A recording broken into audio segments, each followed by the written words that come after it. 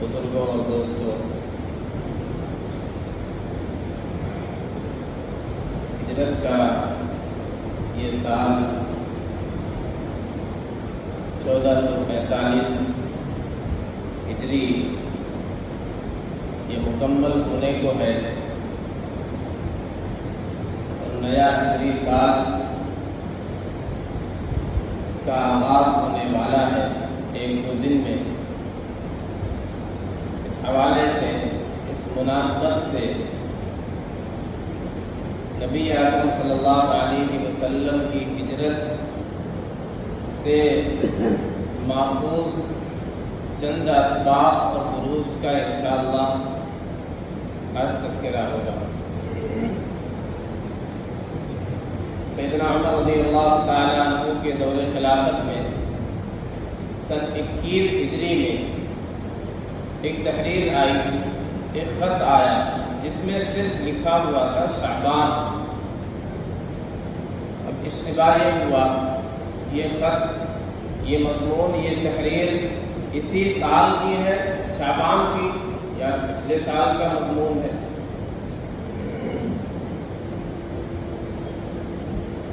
ابھی یہ مسئلہ درپیش ہوا کہ اس طرح تو دقتیں پیش آئیں گی، ہمارا اپنا کوئی کیلنڈر ہونا چاہیے، کوئی تقویم ہونی چاہیے، کوئی تاریخ اور اسلامی سن ہونا چاہیے جس سے ہم فیصلہ کر سکیں کہ مہینہ یہ ہے، سال کون سا ہے، تاریخ یہ ہے، سن کون سا ہے۔ چنانچہ سیدنا عمر رضی اللہ تعالیٰ عنہ نے مشاورتی میٹنگ طلب کی جس میں مختلف آراء آئی کہ اپنے سن کا آغاز کہاں سے کریں۔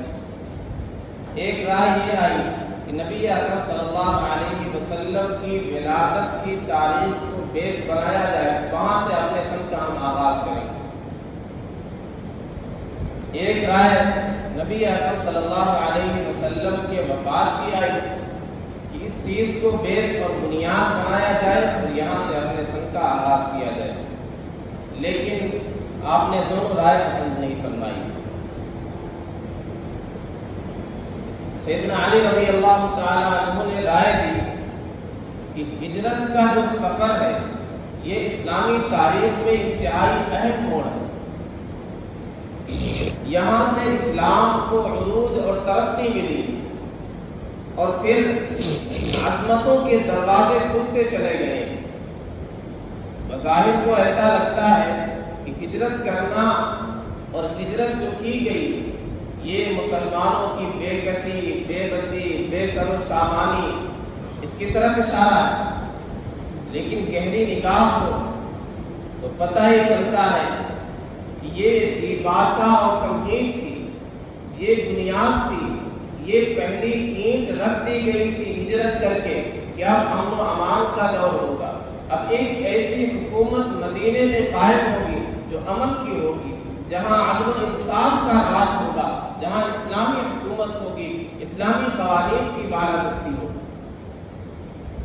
تو یہ وہ پوائنٹ تھا، یہ وہ نقطہ تھا، یہ وہ تمہید تھی جہاں سے اسلام کو عروج پھر عروج ہی عروج ہوا۔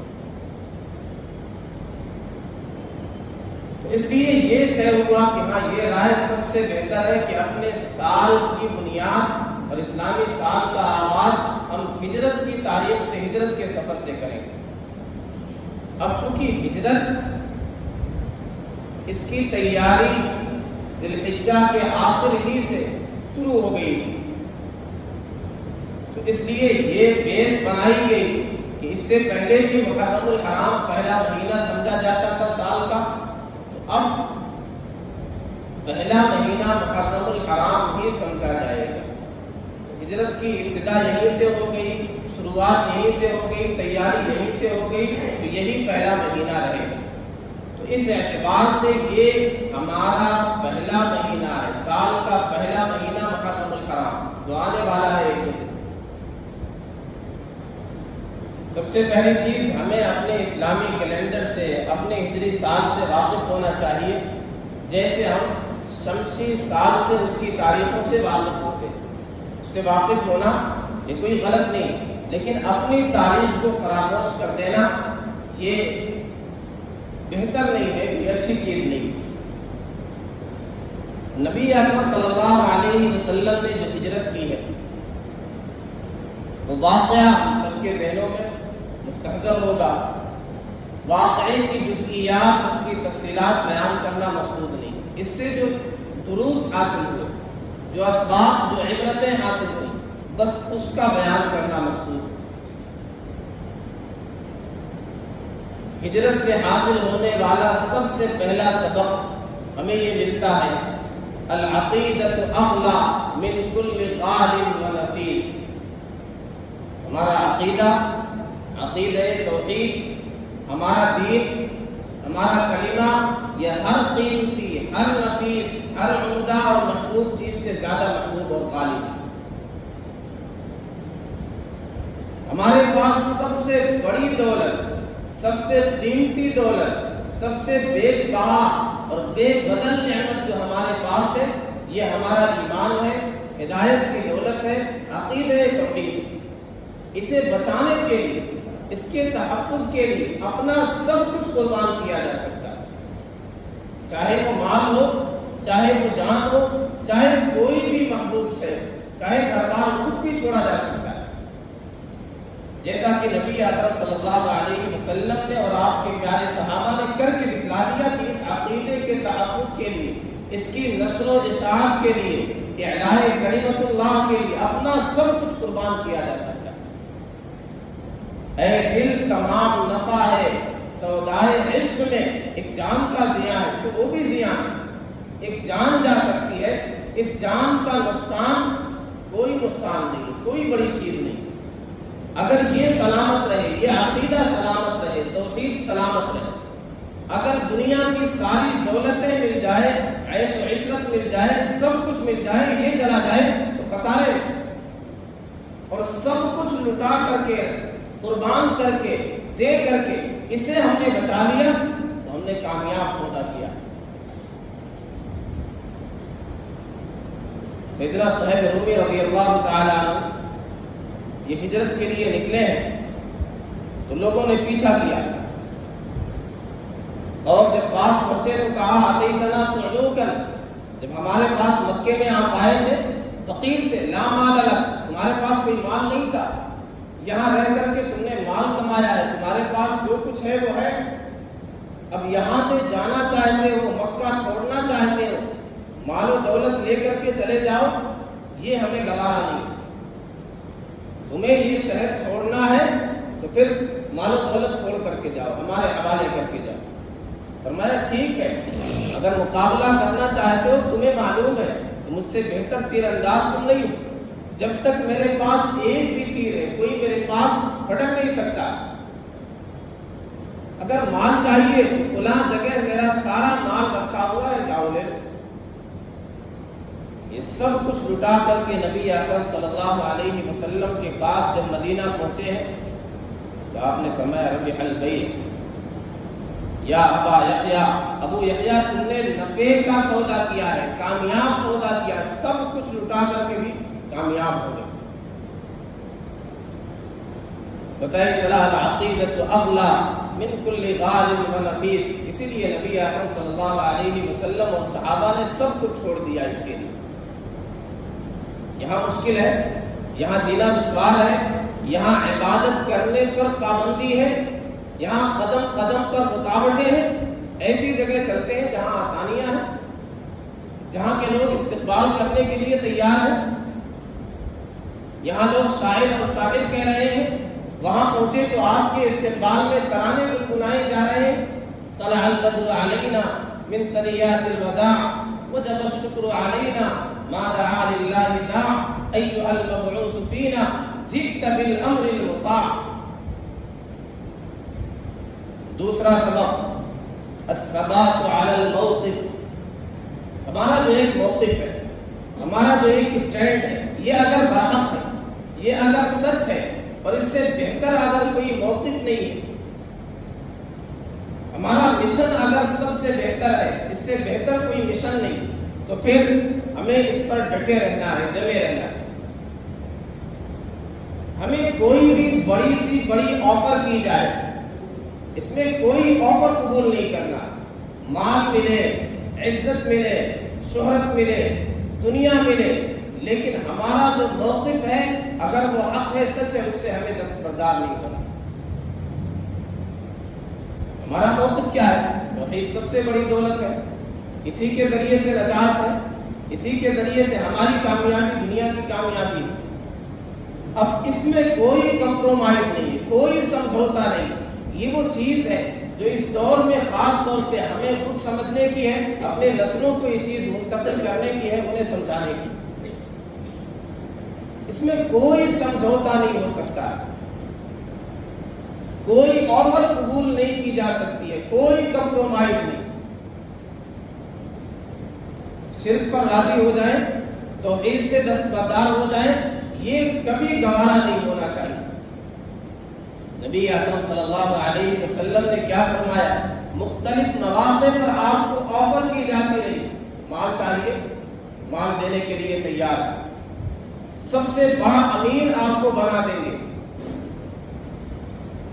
شادی کرنا ہے، جس حسین خاتون سے آپ ذکر کریں گے اس سے آپ کا نکاح کرا دیا جائے گا۔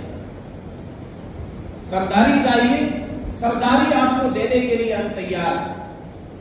اگر آپ یہ سمجھتے ہیں آپ پر کچھ اثر ہو گیا ہے، کچھ سحر ہو گیا ہے، آپ اس سے تنہا نہیں نپٹ سکتے، تو ہم بہترین طبیب کو، بہترین عامل کو بلانے کے لیے تیار ہیں۔ لیکن آپ کو یہ چیز، یہ دعوت، یہ توحید، یہ ساری چیزیں چھوڑنا پڑے گا۔ آباء و اجداد کے دین کو اختیار کرنا پڑے گا، وہی پرانا طریقہ۔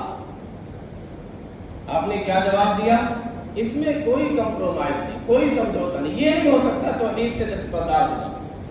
فرمایا چچا جان واللہ لو وضع الشمس فی یمینی والقمر فی یساری علی ان اترک هذا الامر ما ترکتو، اللہ کی قسم اگر یہ سورج میرے دائیں ہاتھ میں لا کر کے رکھتے اور چاند میرے بائیں ہاتھ میں لا کر کے رکھتے اور یہ کہیں کہ میں اس طریقے کو چھوڑ دوں، اس تبلیغ کو، اس دعوت کو، اس دین سے دستبردار ہو جاؤں، ما ترکتہ، میں ہرگز اسے چھوڑنے والا نہیں، کوئی آفر قبول کرنے والا نہیں۔ میرا جو موقف ہے، میرا جو مشن ہے، یہ برحق ہے، یہ سچا ہے، لہذا میں اس پر ثابت قدم ہوں۔ ہمیں اپنی نسل نو کو یہ بتانا ہے کہ یہ سب سے بڑی دولت، اسے بچانا ہے، اس پر ثابت قدم رہنا ہے۔ آگ میں جلنا منظور ہے، جسم کے ٹکڑے ٹکڑے کر دیے جائیں، یہ منظور ہونا چاہیے، لیکن شرک کبھی گوارا نہیں ہونا چاہیے، توحید سے کبھی دستبردار نہیں ہونا چاہیے۔ ہجرت کے واقعے سے ہمیں تیسرا سبق یہ ملتا ہے، حب الوطن من فطرت الانسان، وطن کی محبت یہ انسان کی فطرت میں سے۔ یہ جو مشہور حب الوطن من الایمان، یہ کوئی حدیث نہیں ہے اور یہ بات صحیح نہیں ہے۔ ہاں یہ بات ہے، حب الوطن من فطرت الانسان، انسان کی فطرت میں سے جہاں رہتا ہے، جس علاقے میں، جس ملک میں، جس وطن میں، وہاں کی محبت ہوتی ہے دل میں۔ چنانچہ نبی اکرم صلی اللہ علیہ وسلم کے دل میں مکہ انتہائی محبوب تھا، اور آپ نے مکہ سے نکلتے ہوئے مکہ کو خطاب کر کے کہا تھا، ما اطیبک من بلد وما احبک الی، اے مکہ تو کتنا پیارا شہر ہے، کتنا محبوب ہے میرے نزدیک، ولولا ان قومی اخرجوک ما سکنت غیرک، اگر میری قوم مجھے یہاں سے نکالتی نہیں تو میں تیرے علاوہ کسی اور بستی، کسی اور ملک کو اپنا مسکن نہ بناتا۔ نبی اکرم صلی اللہ علیہ وسلم یہ تمنا ظاہر کر رہے ہیں، کاش کہ یہاں کے لوگ مجھے نہ نکالتے تو مجھے یہ چھوڑنا نہ پڑتا۔ تو پتہ یہ چلا کہ انسان کی فطرت میں ہے، انسان کے نیچر میں ہے کہ جہاں رہتا ہے وہاں سے محبت ہوتی ہے، اور یہ ہونی چاہیے، یہ فطری چیز ہے۔ جب آدمی کو اپنے مقام سے، اپنے وطن سے، اپنے ملک سے محبت ہوگی تو وہاں کی ترقی کے لیے فکر کرے گا، وہاں کے امن و امان کے لیے فکر کرے گا، کوشش کرے گا۔ نبی اکرم صلی اللہ علیہ وسلم نے وہی کیا، یہاں امن و امان قائم کرنا چاہتے تھے، یہاں کے لوگوں کو عود ثریا پر پہنچانا چاہتے تھے، آسمان کی بلندی پر پہنچانا چاہتے تھے، راہ ہدایت دکھانا چاہتے تھے، راہ نجات دکھلانا چاہتے تھے، لیکن انہیں سمجھ میں نہیں آیا۔ سیدنا ابراہیم علیہ السلام جب یہاں آئے ہیں تو اس بستی کے لیے، مکے کے لیے دعائیں کریں، رب اجعل ھذا البلد آمنا، تو یہ محبت کا نتیجہ ہوتا ہے کہ آدمی چاہتا ہے ہمارا ملک ترقی کرے، پھلے پھولے، امن و امان یہاں پر قائم ہے۔ اور جب ملک سے محبت نہیں رہتی تو آدمی کچھ بھی کر سکتا ہے، ملک سونے کی چڑیا ہو اسے کھنڈر بنا سکتا ہے، ویران کر سکتا ہے، اور محبت ہے تو کھنڈر اور ویران کو آدمی سونے کی چڑیا بنا دے، جیسا کہ ہمارے آباء و اجداد نے کیا۔ آدمی کو اپنے وطن سے، اپنی جگہ سے، اپنی زمین سے، اپنی مکان سے محبت ہوتی ہے، آدمی بیچنے کے لیے تیار نہیں ہوتا۔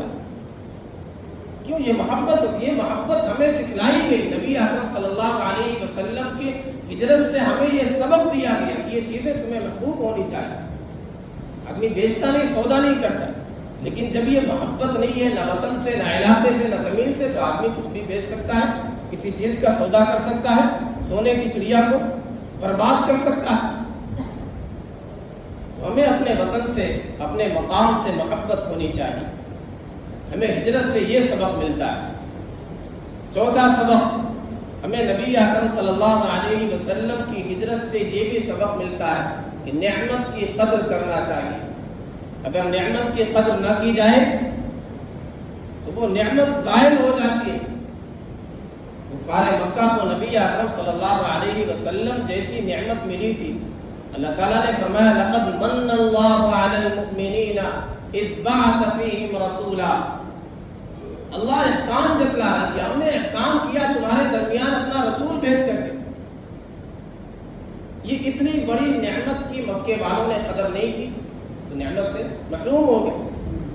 نبی اکرم صلی اللہ علیہ وسلم ہجرت کرنے پر مجبور ہو گئے، آپ نے مکہ چھوڑ دیا، پھر آپ واپس آ کر کے آپ نے اسے ٹھکانہ نہیں بنایا، ظاہر فیض سے محروم ہو گئے۔ مدینے والوں کو یہ فیض مل گیا کہ آپ صلی اللہ علیہ وسلم وہاں مستقل قیام پذیر ہو گئے۔ جب نعمت کی قدر نہیں کی جاتی ہے، ٹیلنٹ کی قدر نہیں کی جاتی ہے، وہ چیزیں چھین لی جاتی ہیں۔ اسی طرح ہمیں ہجرت کے سفر سے یہ بھی درس ملتا ہے کہ جس کے پاس جو فن ہے، جو ہنر ہے، جو ٹیلنٹ ہے، اسے استعمال کرنا چاہیے۔ ہمیں اپنے اداروں میں، اپنی مساجد میں، اپنی مدارس میں، اپنی کمپنیز میں ہمیں اسے بیس بنانا چاہیے کہ ہم جس چیز کے لیے خدمت لینا چاہتے ہیں، کیا یہ اس فن کا ماہر ہے، کیا اس میں یہ ایبلٹیز ہیں، وہ صلاحیتیں ہیں، یا اس وجہ سے کہ ہماری قوم کا ہے، ہمارے خاندان کا ہے، ہمارا جاننے والا ہے، ہمارا متعلق ہے، اس وجہ سے رکھتے ہیں۔ نبی اکرم صلی اللہ علیہ وسلم نے ہجرت کے سفر میں ایک کافر کو، ایک غیر مسلم کو رہبر چنا تھا۔ کیوں؟ یہ اپنے فن کا مالک تھا، اسے راستے کے بارے میں بہت اچھی طرح پتا تھا۔ عبداللہ بن اریقط راستہ بتلانے کے لیے نبی اکرم صلی اللہ علیہ وسلم نے ان کا انتخاب کیا، تو پتہ ہی چلا کہ اگر کسی سے کوئی خدمت لینی ہے تو وہ اس فن کا ماہر ہونا چاہیے۔ ایسا نہیں کہ ہمیں بس یہ دیکھنا ہمارے خاندان کا، ہمارا اپنا، ہمارے قوم کا، ہماری برادری کا۔ تو اس بیس پر ہم چونکہ فیصلہ کرتے ہیں، تعین کرتے ہیں، تقرر کرتے ہیں، سلیکشن کرتے ہیں، اس لیے خرابیاں ہیں ہمارے تمام اداروں میں، مدارس میں، مساجد میں، کمپنیز میں۔ ہم بس یہ دیکھتے ہیں ہمارا اپنا ہونا چاہیے، ہماری برادری کا ہونا چاہیے، بس اس لیے ہم نے رکھا۔ یہاں بھی ٹیلنٹ کی قدر نہیں ہے، ہنر کو نہیں دیکھا جا رہا، فن کو نہیں دیکھا جا رہا۔ مساجد میں کیا ہوتا ہے، ایک امام کو نکال دیا جائے، اس سے کم تنخواہ والا مل جائے گا، ایک مؤذن کو ہٹائیں گے، اس سے کم تنخواہ میں ہمیں مل جائے گا۔ یہ نہیں دیکھنا کون بہتر خدمات دے سکتا ہے، کون اپنے فن کا ماہر ہے، بس ہمیں تو بس اپنا دیکھنا ہے، اپنے علاقے کا دیکھنا ہے۔ نبی اکرم صلی اللہ علیہ وسلم کی ہجرت سے ہمیں یہ سبق ملتا ہے کہ جو جس فن کا ماہر ہے، جس کے اندر جو صلاحیتیں ہیں، اسے استعمال کرنا چاہیے، اس کی قدر کرنا چاہیے، اس سے وہ خدمت لینا چاہیے۔ اسی طرح ہجرت کے واقعے سے، ہجرت کے سفر سے ہمیں یہ بھی سبق ملتا ہے، من جد وجد، جس نے محنت کی، جس نے کوشش کی، جس نے اسٹرگل کیا، جس نے قربانیاں دی، اس کی قربانی رائے گا نہیں جاتی۔ قربانی کا صلہ مل کر کے رہے گا، کوشش کا نتیجہ سامنے آ کر کے رہے گا، وہ چاہے وہیں پر ہو یا کہیں اور ہو۔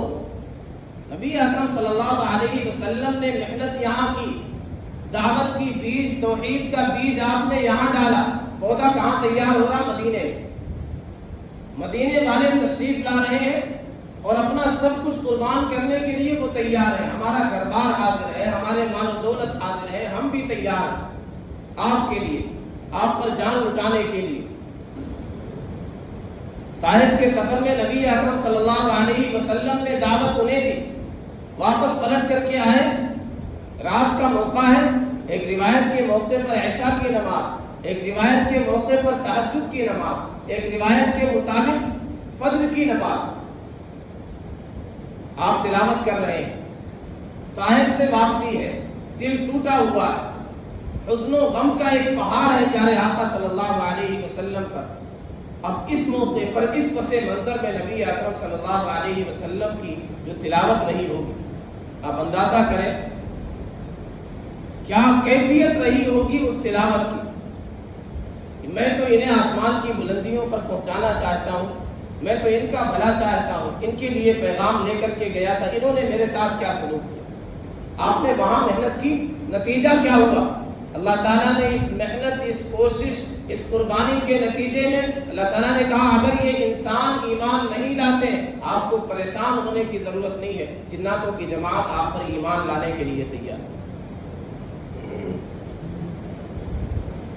جناتوں کی جماعت آئی، وادی نخلا میں آپ نے رات میں تلاوت کی، انہوں نے کہا انا سمعنا قرآنا عجبا یہدی الی الرشد، نہ صرف ایمان لائے، اپنی قوم کے لیے منذرین بن کر، ڈرانے والے بن کر، مبلغ اور داعی بن کر کے پہنچ گئے کہ ہم تو ایمان لے آئے ہیں، ہم اس سے پیچھے ہٹنے والے نہیں ہیں، آپ کو بھی چاہیے کہ اسے قبول کریں۔ تو انہوں نے طائف کے اوباشوں نے اگر قبول نہیں کیا تو محنت رائے گا نہیں گئی، یہاں انہوں نے قبول کیا، جناتوں نے قبول کیا، ایسے مکے والوں نے قبول نہیں کیا، تو اللہ تعالیٰ نے مدینے والوں کے دل کھول دیے ہدایت کے لیے۔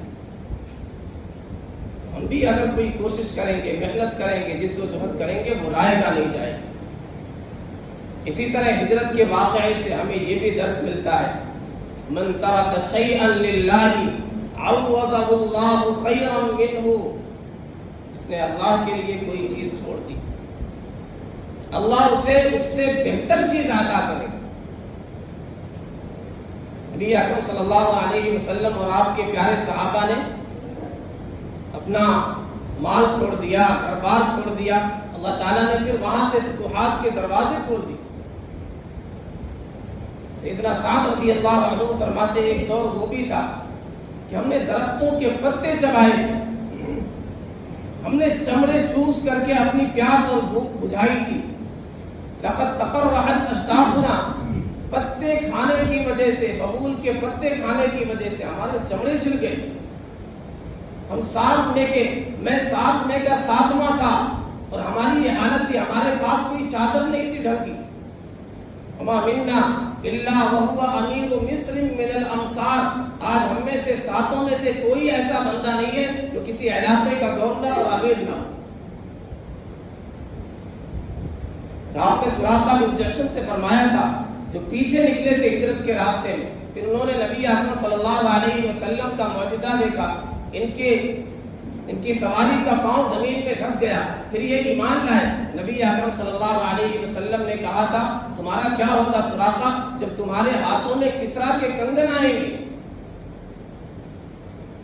اس دین کے لیے قربانی دیں گے، اللہ رائے گا نہیں کرے، اس سے بہتر اللہ تعالیٰ چیزیں عطا کرے، جیسا کہ صحابہ کرام رضوان اللہ علیہم اجمعین کو وہ چیزیں ملی۔ اسی طرح ہمیں یہ بھی سبق ملتا ہے، من حفظ اللہ حفظ اللہ، من کان للہ کان اللہ لہ، جو اللہ کا ہو گیا، اس نے اللہ کے احکام کی حفاظت کی، اللہ کو یاد رکھا، اللہ اس کی حفاظت کرے۔ اس آیت کریمہ کی میں نے تلاوت کی، اللہ تعالیٰ نے ارشاد فرمایا اگر تم اس نبی کی مدد کرنے کے لیے تیار نہیں ہو، اللہ نے تو اس وقت مدد کی تھی اس نبی کی جب یہ 2 ہی تھے، ثانیت نہیں، 2 میں کے دوسرے تھے، اللہ نے اس وقت مدد کی تھی، اس وقت تم ان کا کچھ نہیں بگاڑ سکے تھے، تو آج تو بڑی تعداد ہے۔ جو اللہ کا ہو جائے گا، من کان للہ کان اللہ لہ، اللہ اس کے ساتھ ہے، اللہ کی مدد اس کے ساتھ۔ مدد یہ بھی ہوتی ہے کہ آدمی کو فتح مل جائے، دشمن مغلوب ہو جائے، مدد یہ بھی ہوتی ہے کہ دشمن اپنے ارادے میں ناکام ہو، اس کی جو سازش تھی، اس کی جو پلاننگ تھی وہ فیل ہو جائے، یہ بھی اللہ کی مدد۔ یہاں ان کی ساری پلاننگ فیل ہو گئی۔ الیس اللہ بکاف عبدہ، کیا اللہ اپنے بندے کے لیے کافی نہیں ہے؟ لوگ ڈراتے ہیں اگر یہ کرو گے تمہارا یہ ہو جائے، دین کے لیے قربانی دو گے، تم نے یہ چیز چھوڑ دی، غلط عادت چھوڑ دی، یہ نقصان ہو جائے۔ باس یہ ڈراتا ہے اگر داڑھی رکھو گے تمہاری جاب چھوٹ جائے گی، اگر یہ کام کرو گے تمہارا یہ نقصان ہو جائے گا۔ الذین یخوفونک من دونہ، انہیں یہ جواب دینا چاہیے الیس اللہ بکاف عبدہ، کیا اللہ اپنے بندے کے لیے کافی نہیں ہے؟ ہم اللہ کے لیے کوئی چیز چھوڑیں گے، اللہ اس سے بہتر عطا کرے گا، اللہ ہماری حفاظت کرے گا، اللہ ہمیں رائے گا نہیں جانے دے گا۔ ہجرت کے واقعے سے یہ سبق ملتا ہے۔ اسی طرح ہجرت کے واقعے سے سیدنا ابوبکر صدیق رضی اللہ عنہ کی فضیلت کا بھی اظہار ہوتا ہے۔ بعض علماء نے کسی آیت سے ان کی خلافت پر بھی استدلال کیا ہے۔ خلیفہ لا یکون الخلیفۃ ابدا الا ثانی اثنین، خلیفہ وہی ہوتا ہے جس کا مقام دوسرا ہو، جو 2 میں کا دوسرا ہو۔ یہاں یہ 2 میں کے دوسرے تھے اور نبی اکرم صلی اللہ علیہ وسلم نے اس خطرناک سفر کے لیے ان کا انتخاب کیا، اور جب انتخاب ہوا تو خوشی کے مارے رونے لگے۔ پھر جب غار میں جانے کی باری آئی، غار ثور، وہ جو اونچائی پر غار ہے، ایسا غار ہے کہ آدمی بیٹھ کر کے یا کھڑے ہو کر کے آسانی سے جا نہیں سکتا ہے۔ فرمایا یا رسول اللہ آپ ٹھہرے، میں جا کر کے صاف کرتا ہوں۔ پھر جا کر کے صفائی کی ہے اور اپنی دستار کی دھجیاں بنا کر کے جہاں جہاں سوراخ تھے سب کو پر کیا ہے، بھرا ہے۔ تو نبی اکرم صلی اللہ علیہ وسلم اندر تشریف لے گئے ہیں، سیدنا ابوبکر صدیق رضی اللہ عنہ کے زانوں پر سو گئے، بے فکر ہو کر کے سو گئے، کیونکہ پیارے آقا کو پتا تھا کہ انسانوں کی اس دنیا میں، انسانوں کی اس بستی میں میرے لیے اس سے بہتر کوئی ٹھکانہ اور پناہ گاہ نہیں۔ جہاں لوگوں نے زندگی جہنم بنا دی تھی، ان کا گھر ایسا تھا، میں ان کے گھر پہ جاتا تھا، یہاں اپنا راز شیئر کر دیتا، مجھے یہاں اطمینان ہوتا تھا۔ ہجرت کے موقع پر پیارے آقا صلی اللہ علیہ وسلم نے ساری چیزیں خفیہ رکھی، لیکن یہاں گھر پہ جا کر کے بتلا دیا۔ آپ نے کہا گھر سے جو بھی ہے انہیں نکال دو، فرمایا یہ آپ کی بیٹیاں ہیں، آپ کے گھر کے لوگ ہیں، سیدہ عائشہ ہیں، اسماء بنت ابو بکر ہیں، آپ نے یہاں رات فاش کر دیا کہ ہاں ہجرت کے لیے اجازت مل گئی۔ پیارے آقا صلی اللہ علیہ وسلم یہاں بے فکر ہو کر کے سو گئے، اس سے بہتر کوئی ٹھکانہ نہیں انسانوں کی بستی میں، میرے لیے اس سے بہتر کوئی جگری دوست نہیں جس پر میں بھروسہ کروں، جسے میں اپنا ساتھی بناؤں۔ اسی لیے نبی اکرم صلی اللہ علیہ وسلم نے فرمایا تھا لو كنت متخذا خلیلا لاتخذت ابا بکر خلیلا، اگر میں دنیا میں انسانوں میں سے کسی کو اپنا جگری دوست بناتا جس کا میرے دل پر راج ہو تو ابو بکر اس قابل تھے کہ میرے دل پر وہ راج کرے، میرے جگری دوست، لیکن میں نے اللہ کو خلیل بنایا۔ تو اسلام کی مودت ہے ان سے، اسلام کا تعلق۔ فرمایا سب سے زیادہ احسان ابو بکر کا مجھ پر، سب کے احسانات کے بدلے میں نے چکا دیے، اللہ ان کے احسان کا بدلہ چکائے۔ اس سفر سے، ہجرت کے اس سفر سے ہمیں یہ بھی سبق ملتا ہے کہ سیدنا ابو بکر صدیق رضی اللہ عنہ کا جو مقام ہے وہ کسی کا نہیں ہے، صحابہ۔ اسی طرح انصار مدینہ، اوس خزرج اور مدینے والوں کی فضیلت کا بھی اس سے اندازہ ہوتا ہے کہ انہوں نے سب کچھ قربان کیا نبی کے لیے، دین کے لیے۔ اسی طرح ہجرت کے واقعے سے ہمیں ایک سبق یہ بھی ملتا ہے کہ آدمی کو جو بھی موقع ملے دین کی دعوت کے لیے، تبلیغ کے لیے، اسے غنیمت سمجھنا چاہیے۔ یہاں ہجرت کے سفر میں وہ خطر سفر ہے، اپنا بچاؤ کرنا ہے کہ ہمارے بارے میں کچھ پتہ نہ چلے۔ اعلان ہے، انعام ہے، مکے والوں نے انعام رکھا ہے، لیکن راستے میں بریدہ اسلمی سے ملاقات ہوئی، ان کے ساتھ 80 لوگ ہیں۔ اب یہاں پیارے آقا صلی اللہ علیہ وسلم کو پتا ہے کہ ہم خفیہ طور پہ جا رہے ہیں، لیکن آپ نے ان سے ملاقات ہونے پر دین کی دعوت دی۔ 80 لوگ تھے، وہ سارے کے سارے مسلمان ہو گئے، دامن اسلام سے وابستہ ہو گئے۔ کیسے بھی حالات ہمارے لیے خطرہ ہے، پریشانی ہے، مسائل کے پہاڑ ہیں، اس موقع پر بھی ہمیں دین اور سب سے بہترین جو راستہ ہے توحید، اس کی دعوت سے کبھی بھی پیچھے نہیں ہٹنا چاہیے۔ ہمیں ہر موقع کو غنیمت سمجھنا چاہیے۔ ٹھیک ہے انہوں نے دعوت کو قبول نہیں کیا، یہ قبول کر سکتے ہیں، یہاں کے لوگوں نے ہماری بات ٹکرائی تو آگے چل کر کے دعوت دیں گے۔